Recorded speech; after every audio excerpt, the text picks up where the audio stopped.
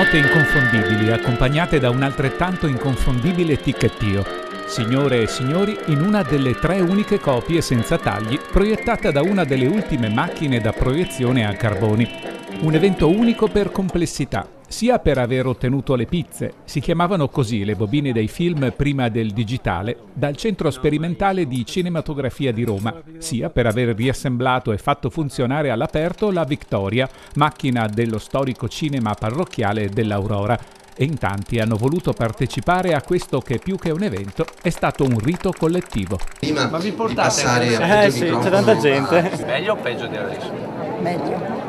Meglio. Perché? Perché eravamo giovani, avevamo un altro spirito. Allora ci si parlava, ci si incontrava e ci si scontrava. Adesso invece ci si annulla e ci si nasconde. Quella a Treviso no, non l'abbiamo vista. Quindi siete venuti a vedervela? Infatti, e vedere com'è. Mi aspetto di vivere una serata con la gente che ha il piacere di stare assieme e mi aspetto che anche chi non l'ha visto possa fare una riflessione, di vedere dove siamo partiti, dove Treviso è arrivato. Poi l'emozione di rivedere, e per qualcuno di vedere per la prima volta, luoghi di quella Treviso, e tra questi anche il sindaco. Nel 65 non c'ero quando è stato proiettato, però è stata un'emozione davvero forte, perché poi rivedere la città com'era 50 anni fa è veramente incredibile. Meglio o peggio rispetto a quella di oggi?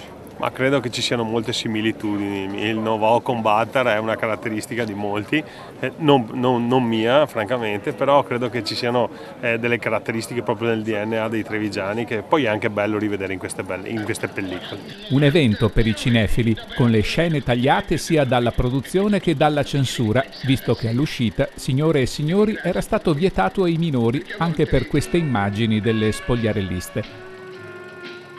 Sorrisi. Qualche commento incredulo per angoli di città profondamente cambiati, fino alla scena cult.